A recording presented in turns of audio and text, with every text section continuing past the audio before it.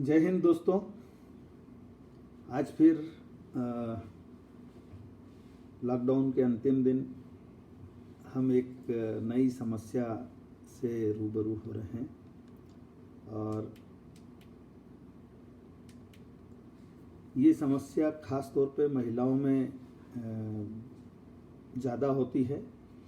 PCOD की समस्या, और इसका नाम है, इसे शॉर्ट फॉर्म में पीसीओडी कहते हैं, पॉलीसिस्टिक ओवेरियन डिसीज़। चूँकि ओवरी लगी हुई है तो ओवरी यानी अंडाशय, तो ये महिलाओं के लिए ही स्पेसिफिकली है।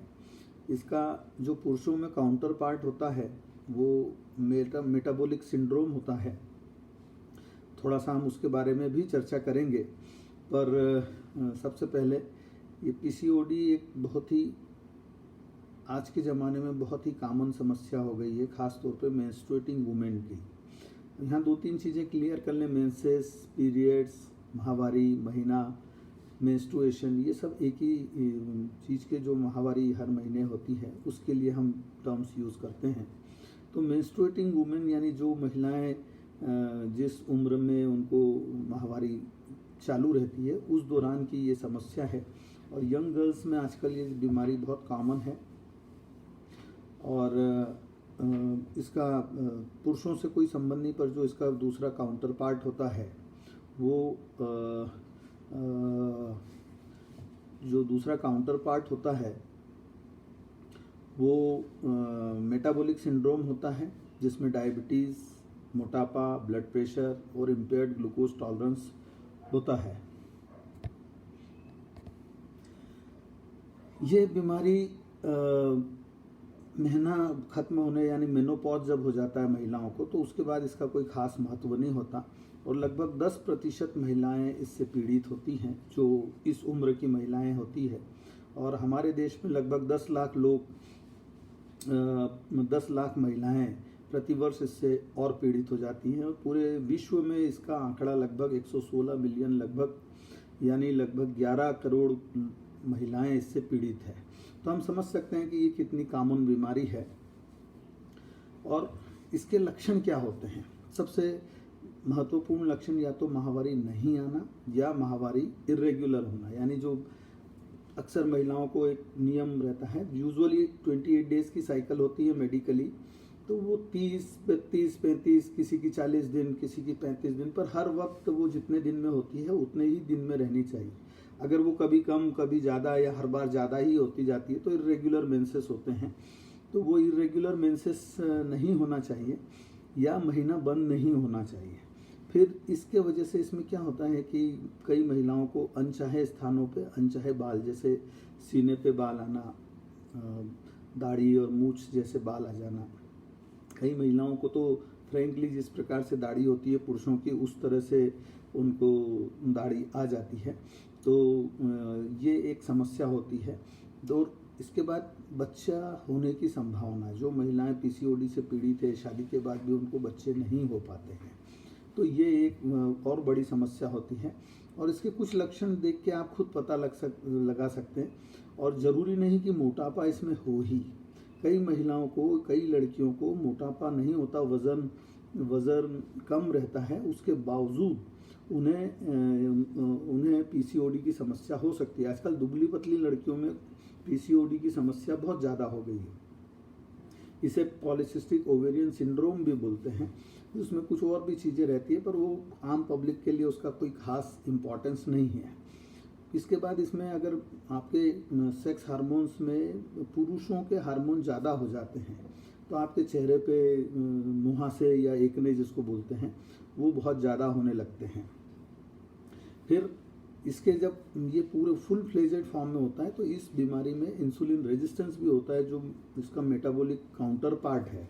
तो उसके वजह से आपको इम्पेयर्ड ग्लूकोज टॉलरेंस या प्री डायबिटीज़ की स्थिति या डिसलिपिडीमिया, ये सब आपको साथ में हो सकते हैं। डिसलिपिडीमिया यानी कोलेस्ट्रॉल का इम्बैलेंस, अच्छे कोलेस्ट्रॉल का कम होना और ख़राब कोलेस्ट्रॉल जैसे ट्राइग्लिसराइड और एलडीएल कोलेस्ट्रॉल ज़्यादा होना। इम्पेयर्ड ग्लूकोज टॉलरेंस यानी आपको डायबिटीज़ हो उसके पहले की स्थिति, प्री डायबिटिक स्टेट जो बोलते हैं हम, वो प्री डायबिटीज़ पहले हो जाती है। तो ये इसकी खास और मुख्य लक्षण होते हैं। और इसमें कुछ चीज़ें ध्यान में रखने की, आखिर होता क्यों है। तो आजकल जो एक स्टैटिक लाइफ स्टाइल है, कंप्यूटर और लैपटॉप और आईपैड्स, इनका एक्सपोजर ज़्यादा है, इसलिए यंग गर्ल्स में ये ज़्यादा हो रहा है। परंतु बेसिक इसकी जो बेस में इसकी जो प्रॉब्लम होती है वो सेक्स हार्मोन्स। मैं सेक्स हार्मोन्स का यूज़ इसलिए कर रहा हूँ कि जितने भी गोनेडोट्रोपिन्स पिट्यूटरी ग्लैंड से निकलते हैं, ओवरी से निकलते हैं, एड्रिनल ग्लैंड से निकलते हैं, उन सब का एक फाइन प्ले होता है। और वो फाइन प्ले मिलके आपको, जैसे मेंसेस के दौरान आप समझ सकते हैं कि 14 वर्ष तक किसी भी लड़की को 13 या 14 या 15 वर्ष जब पहली बार महीना आता है उसको मेनार्क बोलते हैं। तो ये हार्मोन्स तब तक सुसुप्त अवस्था में रहते हैं, यानी पड़े रहते हैं, डॉर्मेंट पड़े रहते हैं। पर जैसे ही उसकी यौवन अवस्था आती है तो ये हार्मोन जागृत हो जाते हैं या एक्टिव हार्मोन हो जाते हैं, या उनका इंटरप्ले, उनका रेशो इस प्रकार से होता है, देन शी स्टार्ट्स मेंस्ट्रुएटिंग, वो मेंसेस उसको होने लगते हैं। तो ये जो इसका फाइन प्ले है या इन हार्मोन्स का जो रेशो रहता है एक पर्टिकुलर अनुपात में, वो डिस्टर्ब होता है, तो ये पीसीओडी वाली सिंड्रोम पैदा होती है। इसमें एक और चीज़ होती है कि हर महिला में पुरुष हार्मोन्स, मेल सेक्स हार्मोन और फीमेल सेक्स हार्मोन होते हैं, और हर पुरुष में भी फीमेल सेक्स हार्मोन और मेल सेक्स हार्मोन होते हैं। हम कई बार देखते हैं पुरुषों में भी उनके स्तनों का विकास हो जाता है, तो ये खास तौर पे मोटे लोगों में, तो ये वो लाइपोमास्टिया होता है, वो स्तन नहीं होते, वो फैट डिपॉजिट हो जाती है। तो ये जो पुरुष हार्मोन और महिला हार्मोन, जो दोनों के ये जो सेक्स हार्मोन है, अगर इनका अनुपात गड़बड़ा जाए तो पुरुषों में महिलाओं के लक्षण और महिलाओं में पुरुषों के लक्षण आने लगते हैं। और जब ये बहुत ज़्यादा गड़बड़ हो जाता है, जैसे एड्रिनल ग्लैंड की बीमारी या क्रोमोसोमल डिफेक्ट्स होते हैं, या एड्रिनल उस ग्लैंड में, महिला में एड्रिनल ग्लैंड में मेल सेक्स हार्मोन ज़्यादा बनने लग जाए, तो उसको महिला और पुरुष दोनों के लक्षण आपस में इकट्ठे होने लगते हैं। जैसे उसकी आवाज़ मोटी होना, उसको दाढ़ी मूंछ आना, और उसको मेंसेस नहीं आना, बच्चे नहीं होना, ये सब चीज़ें उसको हो सकती है। तो इसमें मुख्य रूप से कौन से हार्मोन्स होते हैं, LH-FSH जो आप समझ सकते हैं, टेस्टोस्टेरोन और इंसुलिन। इंसुलिन रेजिस्टेंस जब होता है तो फिर इसका दूसरा काउंटर पार्ट भी साथ में आता है, वो होता है जो मैंने अभी बताया metabolic part, that is impaired glucose tolerance, pre diabetes, hypertension, obesity. फिर इसके साथ और कई बीमारियां हो सकती है, जैसे एसोसिएटेड डिसऑर्डर्स क्या क्या होते हैं, थायराइड की बीमारी, खासतौर पे hypothyroidism, which is also very common in females, almost 10 times more common in females as compared to males or hypothyroidism, है ना। तो आप अगर महिलाओं की सारी बीमारियों को इकट्ठा करें तो उसमें सिर्फ 2 बीमारी सबसे ऊपर आएगी, वो है एक PCOD और एक हाइपोथायराइड, और उसके बाद सारी बीमारियां, दूसरे ब्लड प्रेशर, मोटापा और ये सब चीज़ें आती रहेगी। मोटापा इसके साथ हो सकता है, प्री डायबिटीज़ मैंने बताया, कुछ महिलाएं किसी वजह से स्टेरॉइड ले रही है तो उसमें भी ये हार्मोन का असंतुलन वो स्टेरॉइड की वजह से पैदा हो सकता है। जैसे स्किन के लिए स्टेरॉइड लगता है, या रोमेटॉइड अर्थराइटिस के लिए लगता है, गठिया जो बीमारी होती है। Congenital adrenal hyperplasia, adrenal gland होती है जहाँ पर हमारे बहुत सारे सेक्स हार्मोन्स बनते हैं, अगर उसमें कुछ डिफेक्ट हो, कोई एंजाइम डिफेक्ट हो, तो मेल सेक्स हार्मोन्स या फीमेल सेक्स हार्मोन्स कम बनने लगते हैं और मेल सेक्स हार्मोन महिलाओं में ज़्यादा बनने लगते हैं, या फीमेल सेक्स हार्मोन बनते ही नहीं हैं। तो ये जब स्थितियाँ होती है तो उसको कंजेनाइटल एड्रिनल हाइपरप्लेजिया बोलते हैं, और ये आपको ये सब समस्याओं को जन्म दे सकता है। फिर एड्रिनल ग्लैंड में एक और बीमारी होती है कुशिंग सिंड्रोम, जिसमें स्टेरॉइड आपके एड्रिनल ग्लैंड में बहुत ज़्यादा बनने लगता है, आप ऊपर से नहीं ले रहे पर आपके शरीर के अंदर ही ज़्यादा बनने लग गए। तो कुशिंग सिंड्रोम, उसमें चेहरा चांद के जैसा हो जाता, मतलब बहुत फूल जाता, सूज जाता, मोटापा होता है, और उसमें शरीर पे नीले नीले या पिंक स्ट्राया हो जाते हैं, जैसे प्रेगनेंसी के बाद होते हैं, ऐसे मोटी महिलाओं में या मोटे पुरुषों में भी वो पिंक स्ट्राया आ सकते हैं, जो जैसे आपने चमड़ी खींच दी हो, या जो प्रेग्नेंट महिला है वो समझ सकती है कि ये किस प्रकार से दिखते हैं। तो ये इसकी जो इसके कारण है वो ये होते हैं।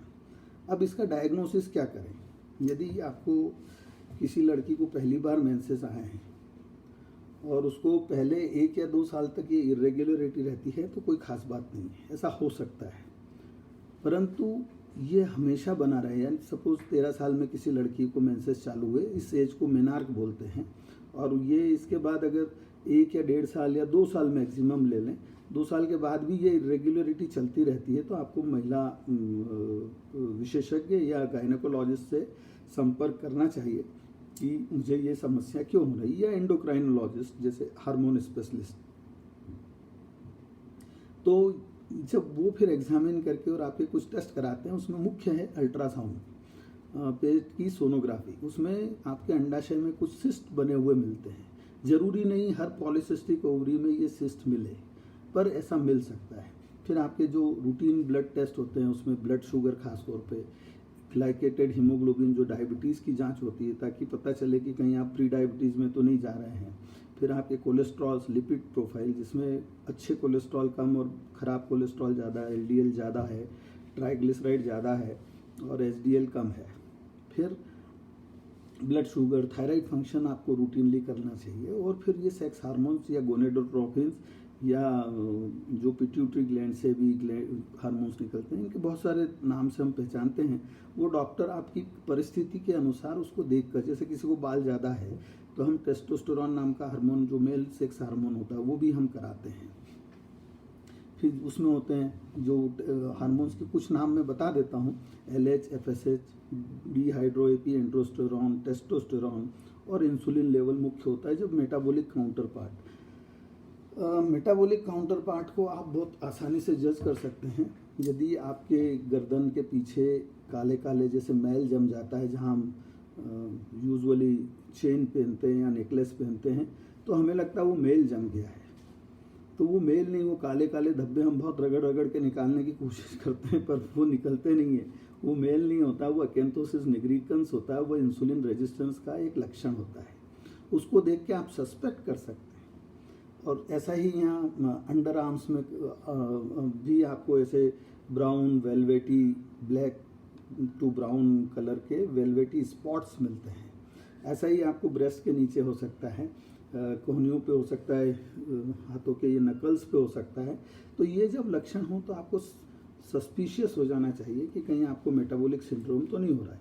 मेटाबॉलिक सिंड्रोम जो काउंटर पार्ट है, इसका मेटाबॉलिक काउंटर पार्ट है, वो पुरुषों में भी हो सकता है, महिलाओं में भी हो सकता है। पर पुरुषों में पॉलीसिस्टिक ओवेरियन डिसीज़ नहीं हो सकती, क्योंकि वो पुरुष होते हैं, उनमें ओवरी नहीं होती, इसलिए पॉलीसिस्टिक ओवेरियन डिसीज़ उनमें बिल्कुल नहीं हो सकती। अब इसका हम आगे इसका ट्रीटमेंट क्या करें? तो जो बीमारी है पहले तो वो पता लग जाए तो हम उस बीमारी का ट्रीटमेंट करें। थायराइड है तो थायराइड का ट्रीटमेंट, डायबिटीज़ हो रही है तो उसको हम खाने पीने में वो कंट्रोल करें। और इसका सबसे इम्पॉर्टेंट, जो लोग मोटे हैं वो वज़न कम करना। वज़न कम अगर नहीं करेंगे तो ये चीज़ ठीक नहीं हो सकती। तो मोटे लोगों के लिए वज़न कम करना बेहद ज़रूरी है। और आजकल मैंने कहा कि दुबली पतली लड़कियों में भी ये समस्या बहुत कॉमन हो गई है। तो उन्हें हो सकता है थोड़ा वज़न बढ़ाना भी पड़े, वो इसलिए कि उनको न्यूट्रिशनल डेफिशिएंसीज होती है, दैट में also lead to all this problems. तो ये दोनों चीज़ों को बैलेंस बनाना है। तो मैं हमेशा मेरा ये फेवरेट वाक्य है कि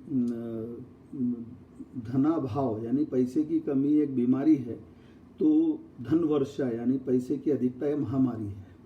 तो वैसे ही मैं ये मोटापे और दुबले के लिए बोलता हूँ। दुबलापन भी बीमारी है और मोटापा भी बीमारी है, दोनों ही बीमारी है। दुबलेपन में ऊपर लाना है और मोटापे में नीचे ले जाना है।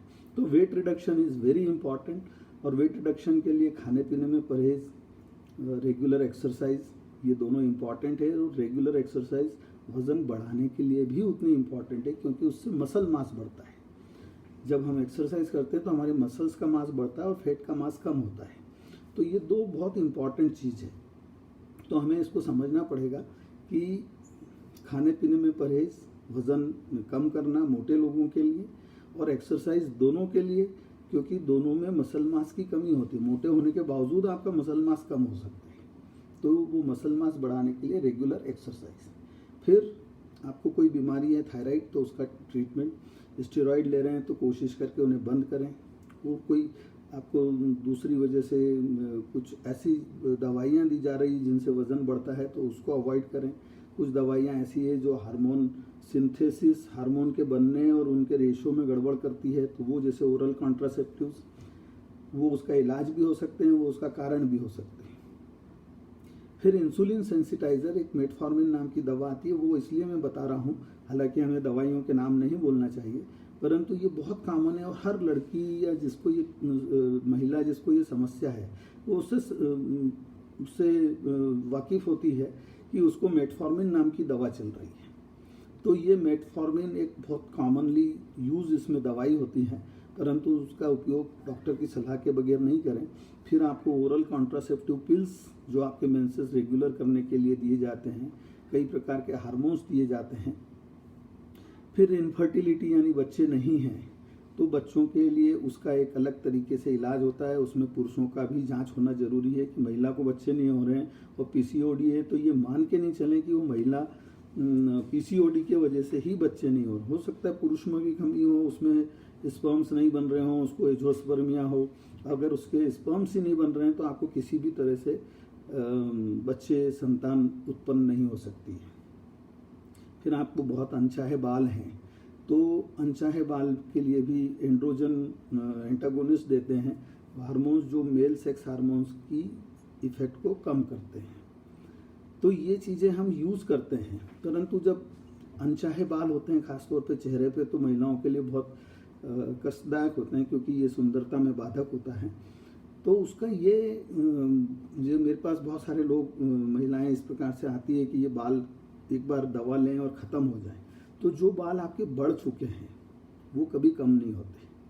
आप दवा लेंगे तो उनकी ग्रोथ रेट, सपोज़ आपको हर महीने में 2 बार या 3 बार या उसको या तो शेव करना पड़ता है या उसको ब्लीच करना पड़ता है या उनको इलेक्ट्रोलिसिस करवाते हैं आप, तो वो स्पीड कम होती है धीरे धीरे लगातार इलाज लेने से, और ये बीमारी ठीक नहीं होती है।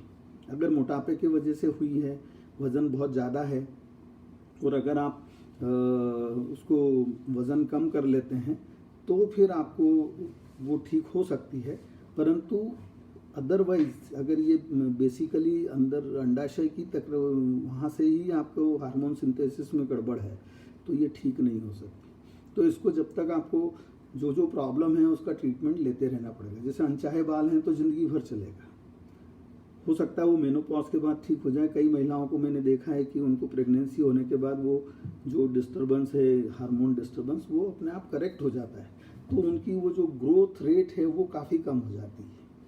तो ये चीज़ें बहुत ध्यान रखने लायक है।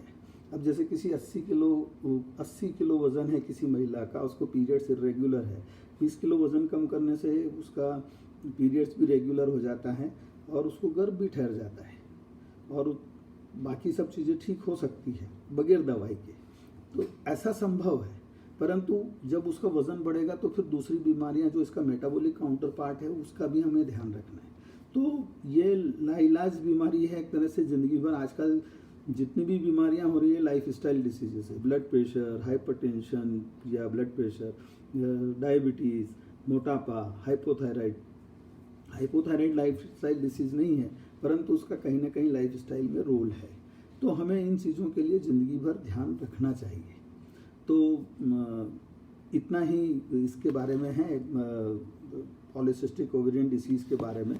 और कुछ आपके सवाल, अभी तक तो मेरे सामने कोई सवाल आया नहीं है। अगर आपके कुछ सवाल हो तो आप डायरेक्ट इस पर पोस्ट कर सकते हैं, मैं कोशिश करूंगा कि उनके जवाब दूं। या आपका अभी कोई सवाल है, मैं 1 मिनट तक रुकता हूं, तो कोई सवाल हो तो मैं उसका जवाब देने की कोशिश करूंगा। परंतु इसमें कोई भी चीज़, इसकी जानकारी देने का मकसद सिर्फ यही है कि इसको कई लोग गाँव में आज स्पेसिफिकली गाँव में आज भी इसके लिए कई लोग झाड़ फूक और ओझा, वो हर बीमारी के लिए, ख़ास तौर पे मिर्गी की बीमारी के लिए तो लोग बहुत जाते हैं। तो कुछ इस बीमारी के लिए भी कुछ लोग जाते हैं। मेरे पास ऐसे इंसिडेंसेस आते हैं, इसलिए मैं ये बता रहा हूँ। तो ये एक नॉर्मल प्रॉब्लम है जो किसी भी महिला को हो सकती है, जैसे डायबिटीज़ हो सकती है, जैसे ब्लड प्रेशर हो सकता है, जो अपने हाथ में नहीं होता है। हमारे हाथ में सिर्फ होता है कि हमारी दिनचर्या स्वस्थ दिनचर्या हो और हम स्वस्थ भोजन करें, उसमें परफेक्ट क्वांटिटी में प्रोटीन, कार्बोहाइड्रेट और फैट हो। आजकल प्रोटीन की बहुत कमी हो गई है, ख़ास तौर पे वेजिटेरियंस में प्रोटीन की बहुत कमी होती है, तो प्रोटीन की मात्रा बढ़ाने की कोशिश करें, वेजिटेरियन प्रोटीन। और सबसे अच्छा उसका स्रोत होता है, source of protein is sprouts. जो वेजिटेरियंस हैं उनके लिए स्प्राउट्स सबसे अच्छा सोर्स होता है। फिर अगर दुबले पतले हैं तो मूंगफली दाने भी उसका बहुत अच्छा सोर्स होता है। तो इन चीज़ों को हम अपना कर और इसको हम कंट्रोल में कर सकते हैं। तो दोस्तों, thank you very much, so nice of you, good luck.